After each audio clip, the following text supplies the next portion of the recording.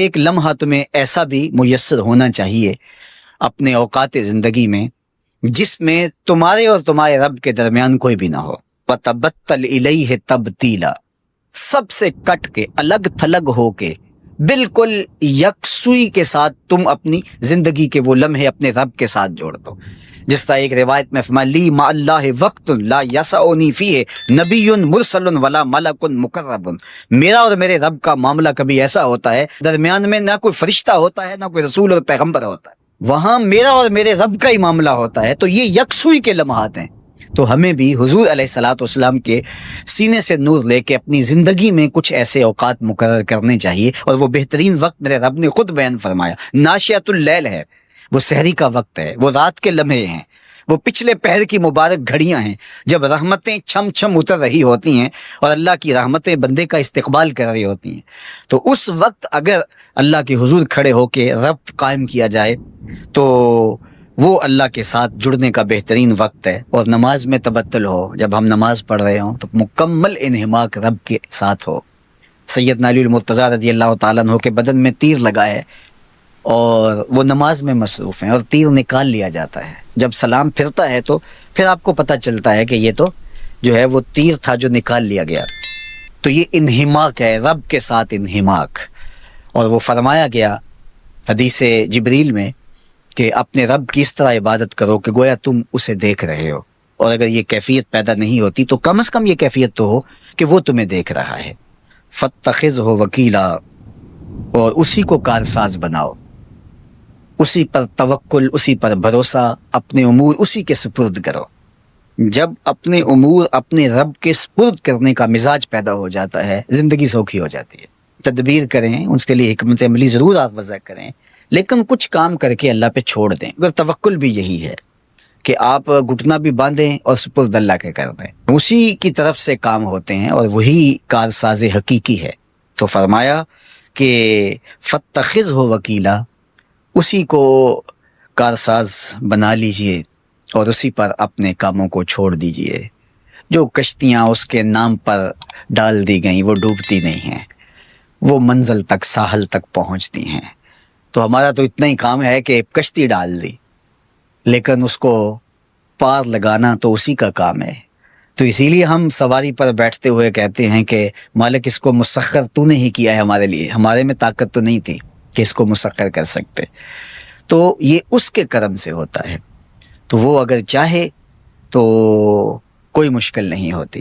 تو اس لیے اپنے کاموں کا کارساز اسی کو بنائے. ایک بزرگ تھے، وہ دریا کنارے وضو کر رہے تھے. ایک بچھو تھا جو ایک لکڑی پر تیرتا ہوا، کبھی پانی کے ہچکولوں سے وہ ڈوبتا بھی اور کبھی لکڑی کو تھام لیتا، یوں پانی کے بہاؤ پہ جا رہا تھا. تو ان بزرگوں نے دیکھا تو ہاتھ ڈال کر کے اس کو نکالنا چاہا. تو اس نے اپنی فطرت کے مطابق ان کے ہاتھ پہ ڈنگ مار دیا. درد کی شدت سے ہاتھ جھٹکا تو وہ گر گیا. تو پھر ڈوبنے لگا تو پھر پکڑا اور پھر اس نے ڈنگ لگا دیا.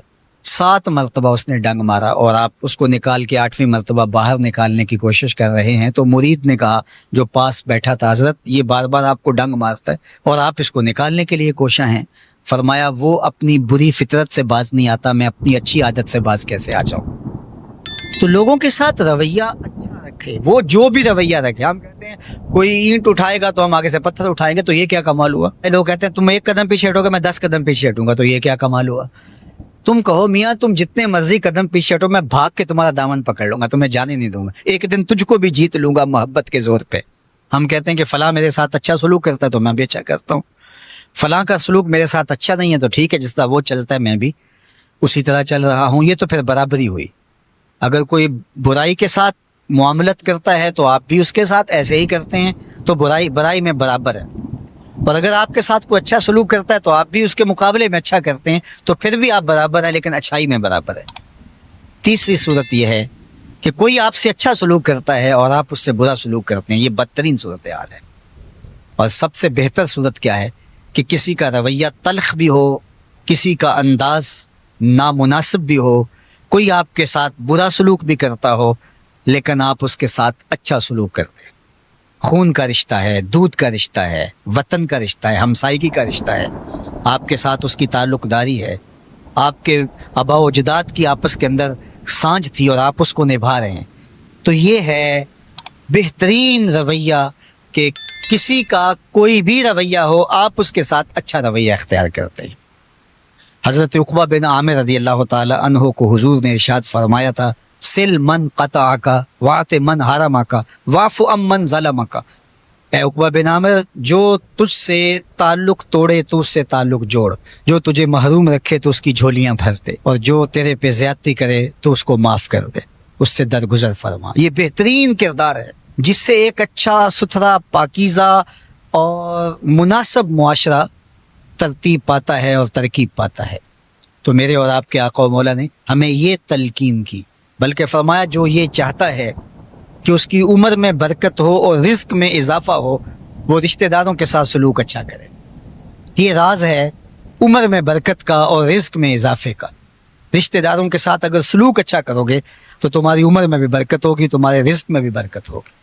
تو ہمیں یہ تلقین کی کہ رشتہ دار تو دودھ یا خون کی سانچ سے رشتہ دار بنتے ہیں، کوئی عام انسان بھی ہو، ہمیں تو ان کے ساتھ بھی اچھا رویہ اختیار کرنے کی تلقین کی گئی۔ حتیٰ کہ آپ کے دین پر نہ بھی ہو تو آپ کی ہمسائیگی میں بستا ہے، مستامن ہے، ذمی ہے، تو اس کے ساتھ آپ کا سلوک اچھا ہوگا۔ آپ کا دین آپ کو یہ سکھاتا ہے۔ شیخ سعدی بولے، شنیدم کے مردان راہ خدا، دلے دشمنا ہم نہ کردن تنگ، تو را کے میسر شود ای مقام کہ با دوستانت خلاف است و جنگ۔ میں نے سنا ہے کہ جو اللہ کے بندے ہیں وہ تو دشمنوں کا دل بھی نہیں دکھاتے۔